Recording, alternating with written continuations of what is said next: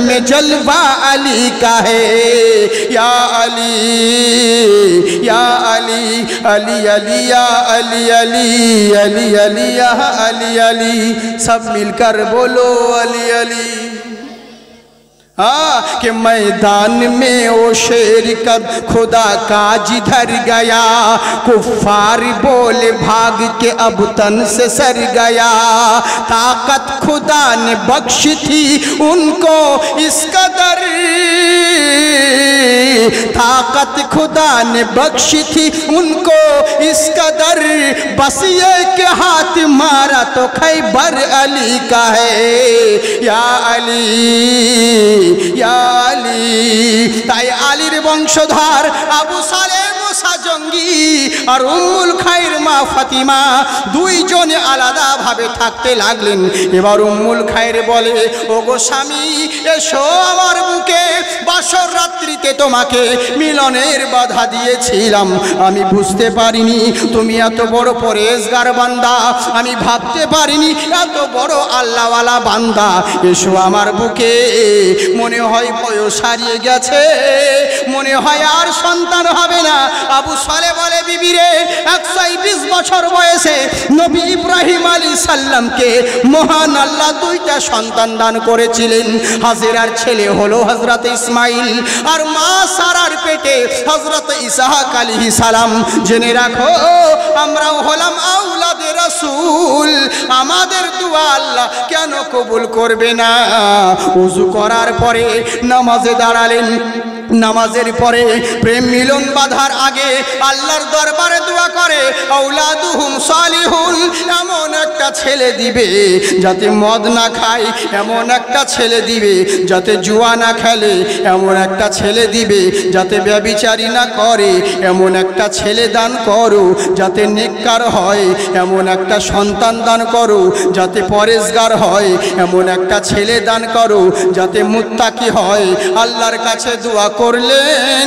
দোয়া করার পরে স্বামী স্ত্রীতে মিলন সংস্পর্শ, যুজ্ঞেনা লিন্নাসে হুব্বু শাহাওয়াতি মিনান নিসা, স্বামীর বুকে স্ত্রী, স্ত্রীর বুকে স্বামী, মার বুকে বাবা, আর বাবার বুকে মা, দুইজন স্বামী স্ত্রীতে মিলন সংস্পর্শে মহান আল্লাহ রাব্বুল আলামিন ওই রাতের ওসিলাতে, ওই রাতের সাদকাতে, ওই দুয়ার বদৌলতে দুনিয়ার নামি দামি সন্তান পিরান পীর দস্তগীর মহিউদ্দিন আব্দুল কাদের জিলানী ও গিলানী রাদিয়াল্লাহু তাআলা আনহু মায়ের গর্ভে এলেন। হ্যাঁ, মায়ের গর্ভে এলেন গৌসে পাক, এখনো দুনিয়াতে ভূমিষ্ঠ হয় না। বুঝলেন, আমিও জীবনী করি না তাই সেরকম, কিন্তু আমরাও জীবনী করি, কিন্তু সেরকম আমাদের একটু অন্য ধরনের হয়। বুঝতে পারলেন তো? কথা হচ্ছে কি, সামনে বলতে গেলে টাইম নষ্ট হবে, আমি আপনাদেরকে আর বেশি বিরক্ত করব না। কথাটা হচ্ছে এইটাই, গৌসে পাক পৃথিবীর বুকে এখনো আসেন নাই, মার পেটে আছে, কিন্তু চিরদিন সবার সমান যায় না। পৃথিবী ছেড়ে একদিন সকলকে যেতে হবে, দুনিয়াতে কেউ থাকতে আসে নাই। আবু সালেহ মুসা জঙ্গি মরণ পথের পাড়ি দিতে আছে, মরণ যাত্রায় রয়েছে, দুনিয়াতে কেউ চিরদিন থাকতে আসে নাই, এখনো ইন্তেকাল করেন নাই। ওইখানেও বলতে গেলে এখানে অনেকটা কথা রয়েছে, কিন্তু সংক্ষিপ্তে মূল কথা বলি। মায়ের পেটে আবু সালেহ মুসা জঙ্গির ওরুসের সন্তান উম্মুল খায়ের মা ফাতিমার গর্ভে রয়েছেন আমার গৌসে পাক দস্তগীর পিরান পীর মহিউদ্দিন আব্দুল কাদের জিলানী ও গিলানী রাদিয়াল্লাহু তাআলা আনহু, উনি মায়ের পেটে রয়েছেন। এবার করল কি, যখন দুনিয়ার বুকে আবির্ভাব হবেন, কেমন গৌসে পাক, কেমন গৌসুল আজম। দেখুন এদিকে রমজান মাস, মসজিদের মধ্যে ঝামেলা লেগে গিয়েছে, মসজিদে ঝামেলা লেগে গেছে। কখন বলুন তো? 29 রোজার দিনে, 29 রমজানের দিনে মসজিদে ঝামেলা আরম্ভ হয়ে গেল। গৌসে পাক পৃথিবীর বুকে আগমন হয়েছেন, সন্তান 2-3 মাসের হোক সন্তান, রমজান মাসে উনি মার কোলে আছেন, দুগ্ধ পান করেন। মসজিদে 29 রোজার দিনে ঝামেলা লেগে গেল। কেউ বলছে আগামীকালকে ঈদ হবে, কেউ বলছে না রোজা হবে। আমাদের যেমন এখন হয় ওরকম ঝামেলা বেঁধে গেল দুই দলকে। মসজিদের ইমাম ছিলেন আব্দুল্লাহ সৌমি, উনি বলছেন, বাবা শোনো, তোমরা মসজিদে ঝামেলা করো না, ও তোমরা এসা তারাবি পরে বাড়ি চলে যাও। ফজরের সেহরি খেয়ে মসজিদে এসো, তখন আমি বলবো তোমাদেরকে আগামীকালকে ঈদ হবে না রোজা হবে, তখন বলে দিল। ঠিক আছে, বাড়ি চলে গেলেন। ফজরের নামাজ পড়তে যখন সেহরি খেয়ে নামাজ পড়তে এসছে, তখন বলছে কি খবর ইমাম সাহেব? বলে বাবা রে, আজকে ঈদ হবে না, রোজা আজকে হবে, আগামীকাল ঈদ হবে। বলে রাতারাতি ফতুয়া পেলে কোত্থেকে? রাতারাতি ফতুয়া কোথা থেকে হায়ার করলে বলো? বললে বাবা শোনো, ফতুয়া নয়, আমার মেয়ের ঘরে একটা সন্তান জন্ম নিয়েছে, সে মাদার জাতলি, আল্লাহর ওলি বাবারে, তার নাম হলো আব্দুল কাদির। আমি আমার মেয়ের কাছে গিয়েছিলাম, ফজরের আজানের পরে আমি আমার মেয়ে, রক্তদানের সময় হয়। এই যে মানুষকে ভালোবাসা মানে কি? কাউকে কোনো কিছু, কাউরি একটা টাকা দিলেন, উপকার করলেন, এটাও একটা সমাজ সেবা।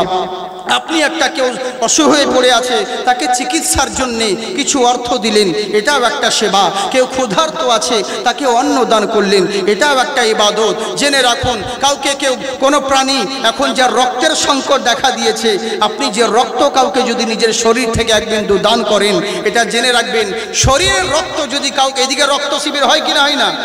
হয়। রক্তদান আপনারা কারা কারা দিয়েছেন হাত উঠান তো? মানে সবাই নয়। আরে রক্ত দিলে কি কাজ হয় জানেন? কত নেকি হয় একটা জেনে রাখেন। রক্ত যদি কোনো বান্দাকে আপনি দেন, 1000 রাকাত ইবাদতের চাইতে আল্লাহ বেশি নেকি দান করে। রক্ত দেওয়া এত নেকির কাজ, কারণ শরীরের মধ্যে, মানুষের শরীরে 5 থেকে 6 লিটার রক্ত থাকে, ব্লাড থাকে, কিন্তু ওটা 4 মাস 5 মাস পর থেকে ওই যে রক্তের বেশির কারণে সেলসগুলো নষ্ট হয়ে যায়, পড়ে যায়। কিন্তু ওই রক্তটা যদি আপনি অন্য কোনো মানুষকে দিতেন, ওই মানুষটা বেঁচে যেত। আপনি রক্ত দিলে আপনি কখনো অসুস্থ হবেন না। আপনি যদি কোনো বান্দা বান্দিকে রক্ত দান করেন, এর চাইতে পুণ্যের কাজ আর অন্য কিছু হতে পারে না। একটা জেনে রাখুন, আপনি কোনো মানুষের, এখন যা রক্তের সংকট দেখা দিয়েছে, এত অ্যাক্সিডেন্ট করছে, করমণ্ডল এক্সপ্রেসে কত মানুষ আহত হলো, কত ব্লাডের প্রয়োজন ছিল, কত মানুষের এ পজিটিভ, কাউরি বি পজিটিভ, কাউরি ও পজিটিভ, নানান জনের নানান রকম গ্রুপের রক্তের প্রয়োজন পড়ে, কিন্তু আমরা রক্ত দিতে চাই না। রক্তের সংকট দেখা দিয়েছে। আমার নবী বলেন শোনো, এটা হচ্ছে যারা নিজের রক্ত দিয়ে অপরেরকে উপকার করে, অপরকে বাঁচায়। জেনে রাখো, মহান আল্লাহ সেই বান্দাকে মহাসিন বলে। আল্লাহ তাকে বেশি ভালোবাসেন যারা নিজের রক্ত অপরকে দান করে, তার সংগ্রহ করে। জেনে রাখো, মহান আল্লাহ রাব্বুল আলামিন তোমাকে নিজের খাস জায়গায় গ্রহণ করবে। সুবহানাল্লাহ বলেন। শরীরের মধ্যে অনেক গুণ আছে। ব্লাড যে আমরা দিই, আমরা ব্লাড দিলে পরে কি হয় জানেন? প্রথম নাম্বার জিনিস হচ্ছে কি, আমরা যদি কাউকে ব্লাড দিই, তার মধ্যে আমাদের শরীরে যে রক্তটা 5-6 লিটার রক্ত থাকে, ওইটা আমাদের 250 কিংবা 500 পরিমাণ রক্ত ব্লাড নেই, কিন্তু ওতে আবার ওই রক্তের কমতিটা দ্রুত, মানে তাড়াতাড়ি গতিবেগে আবার রক্তটা সম্পূর্ণ হয়ে যায়, খালি থাকে না। নানান রকম অসুখ থেকে আপনি বেঁচে থাকবেন। বিভিন্ন ক্যান্সার বলুন, জ্বর বলুন, সর্দি বলুন, যে কোনো যে সমস্ত আমাদের ইনফেকশন আছে, সেই জিনিসগুলো থেকে অনেকটা আপনার মানে রক্ষা করে। এই যদি আপনি মাঝে মধ্যে ব্লাড দিতে থাকেন, এটা চরম নেকির কাজ, চরম, এটা হচ্ছে হাদিসের কথা, এটা চরম উন্নতির কাজ, চরম নেকির কাজ। কিন্তু আমরা অনেকেই ভুল ধারণা, আমার রক্ত যদি অন্যজনকে দিব কেমন করে হবে, কার শরীরে যাবে। কিন্তু জেনে রাখো, হঠাৎ যদি তোমার রক্তের প্রয়োজন পড়ে যায়, তখন তুমি কি করবে? তুমি কি করবে বলো? আমার নবী শিক্ষা দিয়েছে, আমার ইসলাম ধর্ম, তোমার দুয়ারে যদি ক্ষুধার্ত ব্যক্তি আসে, তাকে অন্ন দান করো। কেউ যদি অভাবে পড়ে, তুমি তাকে সাহায্য করো। কাউরির বাড়ির যদি চাল ফুটো হয়ে যায়, তুমি ত্রিপলের ব্যবস্থা করো। কেউ যদি অসুখের জন্য আসে, তাকে চিকিৎসা প্রদান করো। জিজ্ঞেস করবে না কোন জাতের, কোন ধর্মের। তুমি যদি একটা মানুষের উপকার করো, মহান আল্লাহ তোমার উপকার করবে। এটাই হলো আমার ধর্ম, ইসলাম শিক্ষা দিয়েছেন। এটাই হলো মানবতা। আমার নবী মানুষ কেমন করে হয় 40 বছর ধরে মানুষ হতে শিখিয়েছে। মানুষ হয়ে মানুষের উপকার করো, মানুষ হয়ে মানুষের পাশে গিয়ে দাঁড়াও। কিন্তু বড় আফসোস লাগে, আমরা নিজে তো মানুষের উপকারে লাগি না, যারা উপকার করে আমরা তাদের পিছনে লেগে যাই, লাগি না? অনেক সময় এরকম হয়, বুঝলেন, দুঃখ লাগে। এরকম করবেন না সোনামুখী। মানুষ মানুষকে ভালোবাসেন, এটাও একটা ইবাদত। আপনার সামনে একটা মানুষ বিনা কারণে, বিনা চিকিৎসায় কোনো কারণে সে আপনার চোখের সামনে ছটফট করে মারা গেল, আর আপনি তসবিহ তাহলিল করে নামাজ রোজা খুব করছেন, আপনার কোনো ইবাদত কাজে লাগবে না। কেন না? কারণ আপনি সামনে, কারণ একটা বান্দা হয়ে যখন আপনি অপর বান্দার উপরে হিসান করবেন, মহান রব্বুল আলামিন আপনার সমস্ত জিনিসগুলোকে কবুল করবে। সুবহানাল্লাহ বলেন। কিন্তু আমরা আসল জিনিসগুলোকে করি না, যেগুলো জিনিস প্রয়োজন আমরা সেই জিনিসের দিকে নাই, অন্য জিনিস দিয়ে মারামারি। নামাজের দিকে যেমন আমরা মসজিদে নামাজ আদায় করি, আল্লাহু আকবার বলি, কিন্তু আর কি বলতে হয় কিছু দোয়া জানি না, সব ভুলে গেছি। ওদিকটা জানার চেষ্টা করলাম না। এবার হুজুর প্রশ্ন করছে, হুজুর মুনাজাত করা যাবে কিনা? ইয়াং যুবক ছেলেরা যেগুলো প্রয়োজন সেগুলো জিজ্ঞেস করে না, জানে না, আমাদেরকে প্রশ্ন করে, হুজুর নবী নূরের কিনা? নবী নূরের তৈরি না মাটির তৈরি? আচ্ছা বলুন, এসব প্রশ্ন করে ওর কি লাভ হবে? হ্যাঁ হ্যাঁ, জি জি জি জি, স্কুলে জনগণ মন অধিনায়ক জয় হে ভারত ভাগ্য বিধাতা। হ্যাঁ, এর অর্থ আস্তে, হ্যাঁ আসলে ব্যাপারটা হচ্ছে জনগণ মন অধিনায়ক জয় হে। আমরা যে সঙ্গীত করি, জাতীয় সঙ্গীত এটাকে বলা হয়। আমি এক জায়গায় বলেছিলাম, কারণটা হচ্ছে কি, জাতীয় সঙ্গীত আমরা স্কুলে বলি, ওখানে সব মাযহাবের লোক থাকে, তখন কেউ নিষেধ করে না যে এটা শিরক, এটা বেদাত, কারণ ভাগ্য বিধাতা বলছে কাকে? ভারত মাতাকে। এটা কি কখনো হয়? কখনো নয়। তোমার নিজের ভাগ্যের মালিক হচ্ছে নিজের মহান স্রষ্টা।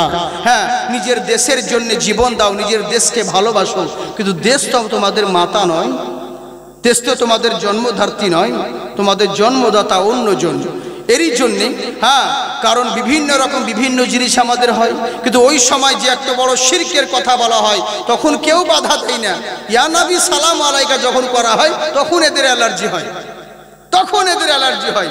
আসল জিনিসগুলোকে মানে কেউ লক্ষ্য করে না। হ্যাঁ, এই তো হচ্ছে আমাদের মুসলমান, যেগুলো জানার প্রয়োজন সেগুলো আমরা জানি না। তারপরে হুজুর নবী নূরের তৈরি না মাটির তৈরি, যেটা বলছিলাম, বলে নবী নূরের হোক আর মাটির হোক, তুই জেনে কি করবি? বলে না, এমনি দরকার ছিল, নূরের তৈরি মাটির তৈরি তোমার জানার প্রয়োজন নেই, তোমাকে আল্লাহর রসুল যেগুলো দিয়েছেন সেগুলোকে গ্রহণ করো, আর যেটা নিষেধ করেছে সেটা থেকে দূরে থাকো, তাহলেই হবে। কিসের তৈরি ওটা বড় বড় গবেষকরা জেনে নিবে, তোমার জানার প্রয়োজন নেই। যেগুলো জানার দরকার সেগুলো জানে না, সূরা ফাতিহা মুখস্থ নেই, ইখলাস মুখস্থ নেই, অন্য উল্টো পাল্টা প্রশ্ন করতে আমরা বাহাদুরি, কিন্তু জেনে রাখো যেগুলো দরকার আমরা সেগুলোকেই করি না।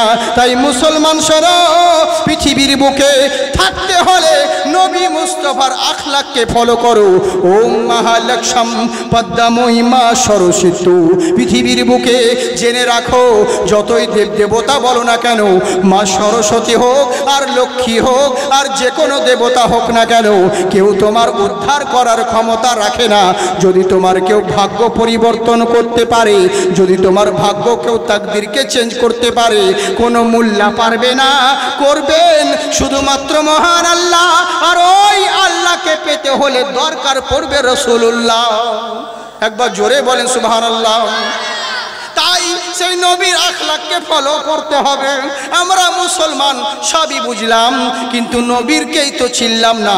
নবীর আখলাক কেমন করে হবে, কেমন নবীর উম্মত? উনি বলছে, বাবা গো, আপনার মেয়েকে যখন বলেছেন এরকম আপনার মেয়ে, আমি টেনশনে পড়ে গেলাম, কি করব বলুন, বিয়ে করব না কি করব?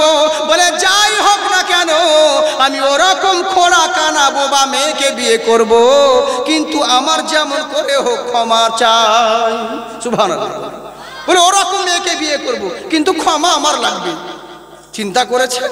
এত বড় জীবনের ঝুঁকি নিয়ে নিলেন যে বিয়ে আমি করব, এদিকে টাইম ওভার হয়ে যাচ্ছে, ছেড়ে দিন নাকি? শুনবেন তো? কতক্ষণ বলবো বলুন? হ্যাঁ, ফজর অবধি? হ্যাঁ, বাবার মাল যে। জি জি জি, যাই হোক, অসুবিধে নেই। শোনা হচ্ছে আমার, আপনারা খুব ভালো। আজকে ওয়াজ তো হচ্ছে না, এরা ভালো করে জানে। হ্যাঁ, আজকে একটু অন্যরকম ভাবে বলছি, যেহেতু কিছু প্রয়োজন আছে সমাজের দিকে, এই লেগে মানে আমি একটু সাবজেক্ট অন্য দিকে নিয়ে গেছি, বুঝলেন। মহলের দেশের পরিস্থিতি দেখে ভাবছি শুধু সারা জিন্দেগি এরকম ওয়াজ নসিহত শুধু জীবনের ইতিহাস শুনেই কোনোদিন কাজ হবে না, বুঝলেন। নিজের জীবনকে, নিজের আখলাককে পরিবর্তন করুন, নবী মুস্তাফাকে ফলো করুন। আপনি যেদিকে যা কিছু করবেন সব দিকে লাভবান হবেন। এক ভাই প্রশ্ন করেছে, 12 রবিউল আউয়াল মানা জায়েজ না জায়েজ, ও না জায়েজ, যাই হোক না কারাকবা লিখেনি, কিভাবে পালন করা উচিত? কিভাবে পালন করা উচিত? যত বড় ঘন্টা ডিজে লাগাও, ধিক্কা চিকা এরকম করা যায়? তোমরা যে করছো 12 রবিউল আউয়াল মানা জায়েজ কিনা আমি কেন বলবো, আপনারাই বিচার করুন জায়েজ কিনা। আমি তো প্রথমেই ওই বিষয় তো বললাম যে আল্লাহর সব থেকে বড় নিয়ামত। আচ্ছা বলুন, ছেলে হলে খুশি মানান কিনা? মানান কিনা? মানান। ছেলে একটা নিয়ামত। আচ্ছা, ছেলের চাইতে, বাবার চাইতে, মায়ের চাইতে সব থেকে দাম কার বেশি? নবীর। নবী সব থেকে বড় নিয়ামত, সমস্ত নিয়ামতের চাইতে দামি নিয়ামত। তো এত বড় দামি নিয়ামত পাওয়াতে আপনারা কি করবেন? খুশি হয়েছেন না দুঃখ হয়েছে? খুশি। তাহলে খুশি মানাতে হবে। এবার অনেকজন বলছে, নবী যখন দুনিয়াতে আগমন হয়েছিলেন তখন কি কোনো কেউ কি জুলুস করেছিল? আবে কানা, তোর হুঁশ না যে নবী যখন পৃথিবীর বুকে আগমন হয় তখন কে মুসলমান ছিল বে যে জুলুস করবে? জানতো যে ইনি নবী? গাধা কোথাকার, প্রশ্ন করার টাইমে এইটুকু হুঁশ নাই তোর? কেউ করবে? নবী যখন এসেছেন কে জুলুস করেছিল? তোর বাপ করেছিল বে, ওখানে ছিল। এই করা জিল কি যাবি না, এটা করা যাবে কি যাবে না, এই প্রত্যেক জিনিসের দলিল। বলে কেন? কিছু বর্ষাতি ব্যাং আছে, এরা বর্ষার সময় বেরোই, আমরা মহরম করব, আমরা গৌস পাকের জালসা করব, আমরা রবিউল আউয়াল করব, আমরা জুলুস করব, আমরা বিরিয়ানি করব, প্যান্ডেল করব, খরচা করব, আমরা পয়সা দিব, কালেকশন করব, আমাদের কিচ্ছু যায় আসে না, এদের অ্যালার্জি হয়। মহরমের টাইমে বয়কট গ্যাংগুলো উঠবে, উঠে বলবে এটা করা চলবে না, এটা করা শিরক, এটা করা বেদাত। আবার যখন রবিউল আউয়াল এলো, এটা কোথায় আছে, এটা কি কেউ করেছে, ওটা গেল। এবার যখন ফাতিয়া আজদাহাম এলো, গৌস পাকের ফাতিয়া কেন করব, কে করেছে, এটা যাবে। এবার রজব আসবে, তখন আবার ওই বয়কট গ্যাং উঠবে, এ আবার কে করতে বলেছে, এগুলো কি করে জায়েজ আছে, কোন সাহাবী কি করেছিল, নবী কি করতে বলেছেন? আরে গাধা, নবী যেটা করতে বলেছেন সেটাই করতে হবে। নবী যেটা করতে বলেননি সেটা করলে যে গুনাহ হবে, তোকে কোন বাপ বলেছিল বে? তোকে কে বলেছে? আচ্ছা বলুন, ওদের কথা মোতাবিক সামান্য 1 মিনিটের জন্য মেনে নিলাম যে নবী যেটা করতে বলেননি সেটা করলে বেদাত হবে। আচ্ছা শুনুন, আহারে আবু জারওয়াহি রাদিয়াল্লাহু আনহু সাহাবী, আমার যুদ্ধের ময়দানে উনি মাথার পাগড়িকে খুললেন আর খুলে রাখলেন, আর সঙ্গে সঙ্গে এত বড় মাথার চুল যে পায়ে ঠেকছে। একজন নবীর সাহাবী, চিন্তা করুন, পায়ে ঠেকছে উনার চুল। অথচ আল্লাহ রসুল বলেছেন, কোন পুরুষের যদি মহিলার থেকে চুল বেশি বড় হয় তার উপরে আল্লাহ লানত বর্ষিত হবে। তা সাহাবী জানতেন না? এত বড় বেদাত করে বসে আছেন, এত বড় চুল রেখেছেন পা অবধি। সাহাবী আমার জিজ্ঞাসা করেন, ও আমার ভাই, ও আমার সাহাবী ভাই, এত লম্বা চুল কেন রেখেছ, এত বড় বেদাত কেন করেছ? সাহাবী আমার বললেন, শোনো, আমি নবী মুস্তাফার দরবারে গিয়েছিলাম সালাম করতে যাওয়ার সময় আমার নবী মুস্তাফা নিজের হাত মুবারক আমার মাথায় বুলিয়ে দিয়েছিলেন।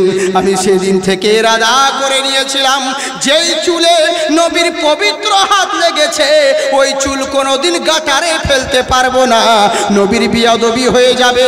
এরই কারণেই আমি আজ অবধি আমার চুলে কখনো কাঁচি পর্যন্ত লাগাই না। নবী কি বলেছিলেন, এই সাহাবী তোমার মাথায় আমি হাত দিলাম, খবরদার চুল কাটবে না? বলেনি। কিন্তু মোহাব্বত, ভালোবাসার জন্য কোনো দলিল হয় না, কোনো দলিলের প্রয়োজন হয় না।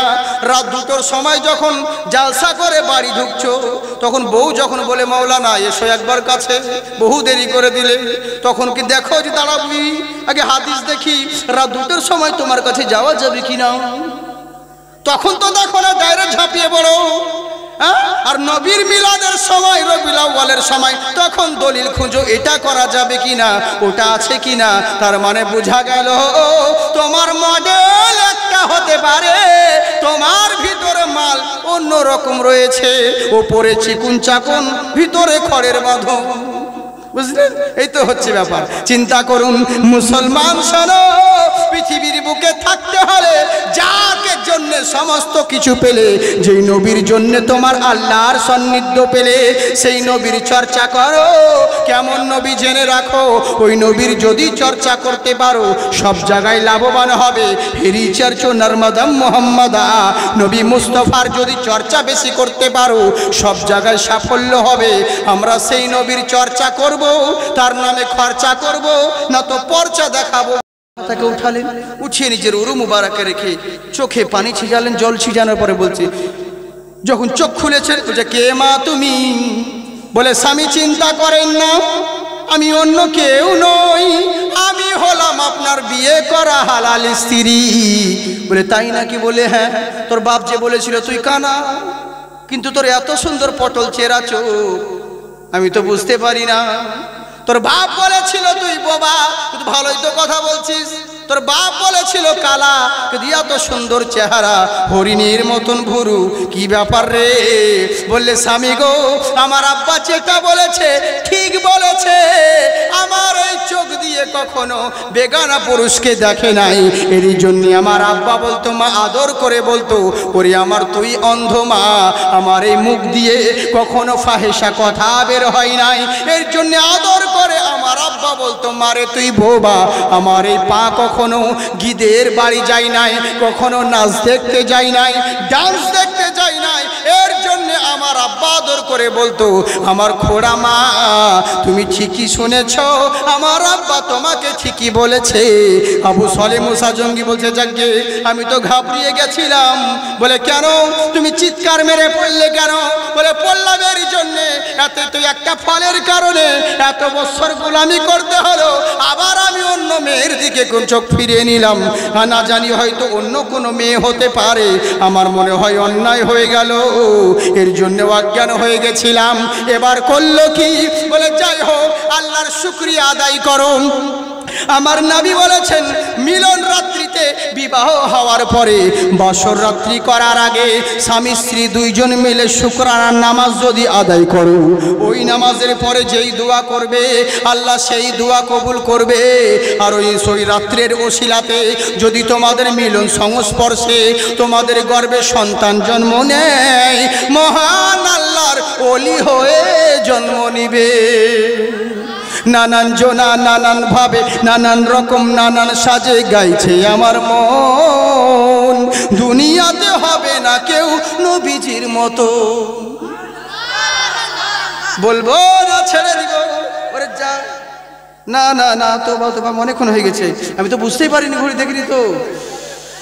হ্যাঁ, থাক বাদ দিন, ইনশাল্লাহ অন্য সময় আবার হবে, অন্য কোনো দিন নাকি পাওয়া যাবে না? হ্যাঁ, তাও ঠিক, এটাও ঠিক। তবে দোয়া করেন, এমন করে বলছেন মনে হচ্ছে একবারে পাওয়া যাবে না। হ্যাঁ, দোয়া করেন আল্লাহ যেন ভালো রাখে, কারণ আমারও সেই প্রবলেম, বুঝেছেন তো, যখন জানি না কি হয়। হ্যাঁ, তো ইনশাল্লাহ আল্লাহ যতদিন হায়াত রেখেছে ততদিন বাঁচবো, আর মরে গেলে মরতে তো একদিন হবে, কিন্তু আল্লাহর কাছে এটুকু দোয়া করি যখনই মরণ হোক না কেন, কিন্তু আল্লাহ যেন ঈমান নিয়ে মৃত্যুবরণ করার তৌফিক দান করেন, বলুন আল্লাহুম্মা আমিন। তাহলে বলি নাকি আর 5 মিনিট বলে দিই? হ্যাঁ না, আপনাদের ধৈর্য আছে তো? বিরক্ত লাগে না আপনাদেরকে? কিন্তু পিছন থেকে লোক দেখে মনে হচ্ছে বিরক্ত লাগছে। তোরা যে কিছুই বলে না, আবার হাত উঠিয়ে বলেন আল্লাহু আকবার। দেখেন সবাই উঠাই না, আবার এরাই ভোটের সময় তখন ছিটাবে, দাঁড়ান কিছুদিন হতে দেয়, এরাই বলবে ইনকলাব জিন্দাবাদ, বডি থাকবে মাথা বাদ, ওরাই বলবে। আবার কতজন বলে জাকির সাহেব তুমি বলো আমরা বাদ, যদি করো প্রতিবাদ ধর থাকবে মুন্ডুবাদ। আমি বলি ভয় করি না বে, আমার জন্মস্থান মুর্শিদাবাদ। বুঝলেন তো, যে হাত আল্লাহ আল্লাহ রসুলের নামে উঠে ওই হাতে লাকুয়া পড়ে না। আর একবার হাত উঠিয়ে বলেন ইয়া রসুল্লাহ, সবাই মিলে বলেন ইয়া রসুল্লাহ, माशाअल्लाह जिंदाबाद। इसीलिए तो जाते हैं उम्मती मदीने में, उम्मती मदीने में, उम्मती मदीने में। सुभान अल्लाह बोलें। থাক আর বলবো না, আপনারা কিছুই বলছেন না। जानी तो पैसा शेष कर दिए थे, तो सुभान अल्लाह तो ध्यान।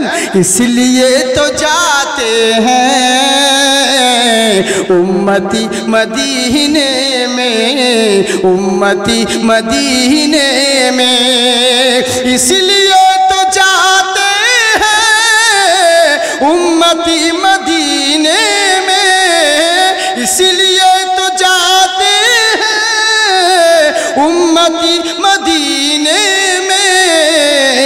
कि मुस्तफ़ा बनाती है। अरे जन्नती मदीने में, जन्नती मदीने में, जन्नती मदीने में। ताई मदीनार आशिक बोलছে শোনো, যদি বিবাহর সময় নামাজ আদায় করো, তোমার জেনে রাখো তাহলে যেই দোয়া করবে সেই দোয়া কবুল হবে স্বামী স্ত্রীতে শুকরানার নামাজ আদায় করলে। কয় রাকাত? 2 রাকাত। জি যাকে ভালো আপনারা জানেন, অনেকজন ওটাও জানে না কখন কোন রাকাত নামাজ হয় তাও জানে না।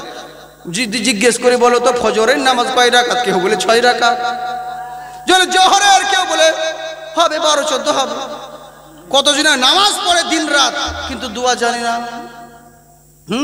দোয়া জানে না। অনেক জনা বেলিকে বলছি যুবকরা তোমরা এখন এই অবস্থায় শিখো, ওই বুড়ো এক্সপায়ার মাল যখন হয়ে যাবে ডেট শেষ তখন ওই মসজিদ ধরবে, ও রকম করো না শোনা, তখন কিছুই তো হবে না, মুখ দিয়ে তো আল্লাহু আকবার বলে আল্লাহু আকবার বলবে তখন। হ্যাঁ তখন আর কি লাভ হবে বলো? শেষকালে এক্সপায়ার যখন ডেট শেষ তখন তুমি বলছো হ্যাঁ গো আগেকার মানুষ এত বোকা ছিল জানে। ইমাম তখনকার মানুষ তো বোকা ছিল।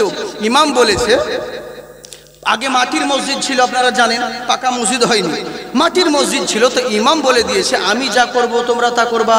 জুম্মার দিন একদিন নামাজ পড়তে হবে সবাইকে। গোটায় সবাই এসছে, ঢাকঢোল তখন মাইক ছিল না, ঢাক পিটিয়ে সবাইকে বলেছে জুম্মার দিন নামাজ পড়তে হবে, সপ্তাহে একদিন। সবাই এসেছে নামাজ পড়তে। তো মৌলবি তখন মৌলানাও সেরকম ছিল না, মুন্সি টাইপের। তিনি বলেছেন শোনো আগে ওযু করতে হবে, ওযু না হলে নামাজ হবে না। বলে কেমন করে ওযু করবো হুজুর? বলে আমি যেমন ওযু করবো তোমরা তেমন করবে, আমি যা যা করবো তোমরা তাই তাই করবে। বলে ঠিক আছে। এবার ওযু করে ইমামের দেখা দেখি। এবার ইমাম সাহেব ওযু করছে তো মাটির বদনা, তো মাটির লোটা, যাই হোক ইমামের হাত থেকে লোটাটা পড়ে গেছে, পড়ে গিয়ে ভেঙে যায় ওযু করতে করতে। এরা মুসল্লিরা ভাবছে হয়তো বদনা ভাঙতে হয়, ওযু করে আর বদনাকে ঠুকে ঠুকে ভাঙে, বুঝলেন?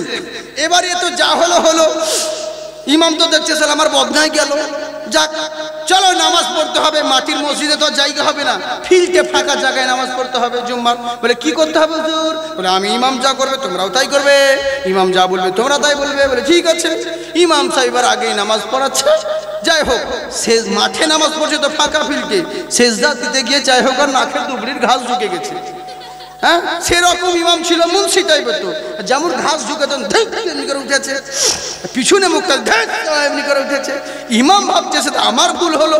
ইমাম লুঙ্গি তুলে মার দৌড় আগে আগে ই দৌড়াচ্ছে, মুক্তাদিরাও ইমামের পিছন পিছন দৌড়াচ্ছে, এও দৌড়ায় ও দৌড়ায়। ইমাম তো আগে ছিল, কোথায় হারিয়ে গেছে। এদের যখন চোখের আড়াল হয়ে গেল তখন এক জায়গায় বসে বলছে সারা নামাজ পড়তে গিয়ে যে এত দৌড়তে হয় তা জানতাম না ভাই, এত দৌড়াতে হয়। তার মানে এত বোকা মানুষ ছিল, কিন্তু এখনো ওরকম বোকা আছে। দিনের পর দিন নামাজ পড়ে গো, কিন্তু নামাজের দুয়াই জানে না। বয়স হয়ে গেছে গো, নামাজ পড়ছে তো এমনি করে কি যে মুখে পড়ছে, ফিস ফিস ফিস ফিস ফিস ফিস ফিস ফিস ফিস ফিস। রুকু দিয়েছে তাও, রুকু দিয়েছে তাও। নামাজ পড়ার পরে বলছি চাচা। বলে কি হলো বাছা? বলে নামাজ পড়ছিলেন এত দেরি লাগলো কেন? কি দোয়া পড়ছিলেন? বলে কি দোয়া পড়বো বাবা? যা পড়তে হয় তাই তোমরা যা শিখিয়ে দিয়েছো তাই শিখেছি। বলে কি শিখেছি? আপনি ওই রুকুতে গিয়ে কি ফুসফুস করছিলেন? বলে সুবহানাকা আল্লাহুম্মা পড়ছিলাম। মানে সানা ওকে তাহারিমা বাঁধার পর পড়তে হয়, ও রুকুতে গিয়ে পড়ছে, বুঝলে? বলে চাচা সেজদায় কি পড়ছেন? বলে ভুলে গেলাম বাপ কি বলছিলাম, কি বললাম। তার মানে বুঝতে পারলেন এরা শুধু নাম সাক্ষী মাথা ঠুকতে যায়, এখনো নামাজের নিয়ম কানুন জানে না ভাই। এরই জন্য বলে ওরে দিল কাবাকে ঠিক রেখে তুই যাই নামাজে দাঁড়াগা, তারপরে যে নিয়াত বেঁধে পড়গা দুয়া সানাসা, পড়গা দুয়া সানাসা। কিয়ামতের বিচার দিনে নবী ছাড়া পার পাবি নে। এই ভাবের মায়াতে পড়ে আল্লাহ রসুল ছিললে না, নামাজ রোজা নয় রে সোজা, বুঝবি রে একদিন মনা। মুসলমান বয়স হয়ে গেল, এখনো ইসলামের কালচার কিছু বুঝলো না, ইসলামী আদর্শ ইসলামী আখলাক আমাদের ভিতরে এলো না। শুধু পুরুষদেরকে দোষ দিলে হবে না, লক্ষ্মী ভান্ডারের ম্যাডাম যারা আছে এরাও কিছু কম না, বুঝলেন? লক্ষ্মী ভান্ডার যারা করে এরাও কিছু কম না। ওরে এত প্রশ্ন দিস না। হ্যাঁ জি জি জি, তাই বার করলো কি, যারা লক্ষ্মী ভান্ডার এদেরকে ভাবছেন ভালো, এরাও কিন্তু সেরকম নয়। তোমরা রাগ করো না মা বোন, কিন্তু তোমাদের খাসরত খুব একটা ভালো নয়। তোমরা খালি আমাদেরকে দেখি পর্দা করো, আর কাউকে করো না। হ্যাঁ গো, আপনারা আমার নেটে বক্তব্য শুনেছেন তো মনে হয়, দেখেছেন। হ্যাঁ আমি বলেছিলাম এদিকে কোথায় বলেছি, হ্যাঁ দেখতে পাবেন বহুত রকম প্রোগ্রাম আমাদের। কারণ মেয়েরা ওরকম গো, শুধু পর্দা, মানে মৌলবীদেরকে পর্দা। রাস্তার ধারে টিউবওয়েল মানে গোসল করছে, আমাদেরকে বলতেও লজ্জা লাগে জানি, রাস্তার ধারে টিউবওয়েলে গোসল করছে, আর এদিকে মেয়েকে দাঁড় করিয়ে দিয়েছে, বলে কেউ এলে পরে বলবে, কেউ এলে বলবে। জি জি জি, হ্যাঁ হ্যাঁ, কেউ এলে পরে বলবি, কেউ যদি আসে তো বলে ঠিক আছে তাহলে বলবো। হ্যাঁ এবার দেখছে মা বিটিকে এবার দাঁড়ি করিয়ে দিয়েছে, বলে দেখ তো মা কে আসছে, বলে মা কুতুব চাচা। ও আসুক, তোদের চাচা হচ্ছে। আবার দেখ তো মা কে আসছে, বলে মা লোকমান। ও লোকমান সিরাজুলের আব্বা, তোদের দাদা হচ্ছে, আসুক আসছে দিন। আর একবার দেখ তো মা কে, বলে মা মাওলানা সাহেব। তাড়াতাড়ি কাপড়টাকে এমনি করে ঢাকছে, কারণ আমরা কি তোর ভাসুর হই রে, আমরা কি তোর শ্বশুর হই যে দেশের লোক তোর দেওয়ার উদাম করে থাকবি আর মৌলবীর সামনে পর্দা করবি? ওকে পর্দা বলে না, ওকে পর্দার নামে জর্দা বলে। হ্যাঁ হায় রে তোমাদের পর্দা, ওরকম পর্দা করো না। কিন্তু তোমাদের ব্যাপারে কিছু বলবো না, কারণ তোমাদের সরকার, তোমাদেরকেও দরকার। হায় রে তোমাদের সরকার, পঞ্চায়েতে ওরা, মহিলা সমিতিতে ওরা, রাজ্যতে ওরা, আমাদের পশ্চিমবঙ্গের মুখ্যমন্ত্রী তা ওরা মেয়ে ছেলে। ওদের ব্যাপারে কিছু বলবো না, শুধু না ইমামতির জায়গা আমাদেরকে ছেড়ে দিয়েছে, বাকি সব ওরা দখল করেছে। এলাকে মা বোন বলছি তোমরা ভালো, তোমাদেরকে কিছু বলবো না।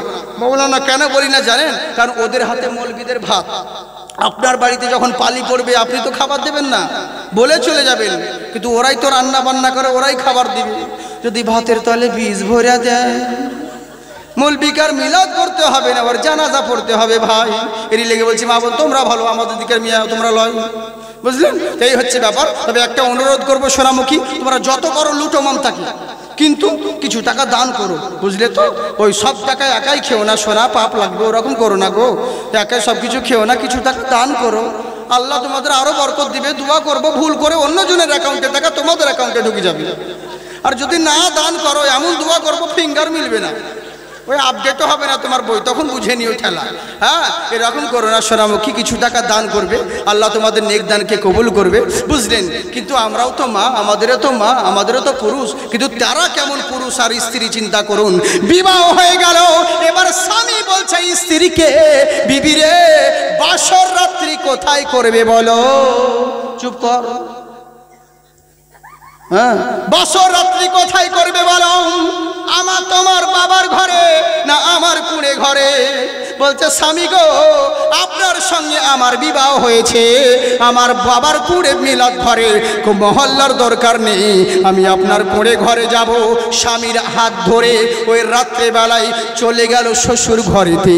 আমি বলতে চাই মা বোনদেরকে, নিজের বাবার তিনতলা মহলের গরম দেখায়ও না, তোমার জন্য তোমার স্বামীর কুঁড়ে ঘর হলো জান্নাতের ঠিকানা। চললো স্বামীর সঙ্গে। এবার স্বামীর সঙ্গে গিয়ে যখন আবু সালে মুসা জঙ্গির ঘরে প্রবেশ করলো, ঘরে ঢোকা মাত্র দেখছে এক কর্নারে একটা কটোরার মধ্যে আধখানা রুটি পড়ে আছে। বিবি জিজ্ঞাসা করে স্বামী ওটা কি? ওটা কটোরাতে কি? বলে ওটা রুটি। বলে আধখানা কেন? বলে আধখানা রুটি খেয়েছি ইফতার করে, আধখানা রেখে দিয়েছি সেহরি করব বলে। আর সেহরি করব বলে তখন বিবি কান্না করতে লেগেছে। বলে কান্না করছো কেন? পোলুয়া বিরিয়ানি নেই বলে? বলে না। বলে কিসের জন্য কান্না করছো? বলে স্বামী আমি আমার আব্বাকে বলেছিলাম, আব্বা তুমি আমাকে তুমি কার হাতে তুলে দিচ্ছ? আমার আব্বা বলেছিল, মারে তোকে এমন ছেলের হাতে তুলে দিলাম, সে বেটা পরেশগার আছে, সে মুত্তাকিন বান্দা, আল্লাহর ওলি বান্দা, ইমানদার বান্দা। এখন বাসর রাত্রিতে এসে দেখছি আমার স্বামীর ঈমান কমজোর, অত বড় পরেশগার না। চিন্তা করে দেখুন। বলছি, বিবি এত বড় ইলজাম তুমি আমাকে লাগাচ্ছ বাসর রাত্রিতে? বলে, কেন লাগাবো না? আচ্ছা বলো তো দেখি স্বামী, আকাশের পাখিরা সকাল বেলায় উড়ে চলে যায়, উদার পূর্ণ হয়ে সন্ধে বেলায় বাসায় ফেরত আসে, আগামীকাল কি খাবো পাখিরা কোনোদিন ভাবে না। তুমি আশরাফুল মখলুকাত, আজকের খেয়েছো, সেহেরি করার জন্যে আধখানা রুটি সঞ্চয় করে রেখেছো। পাখির আল্লাহর উপর ভরসা আছে, তোমার আল্লাহর উপর ভরসা নাই।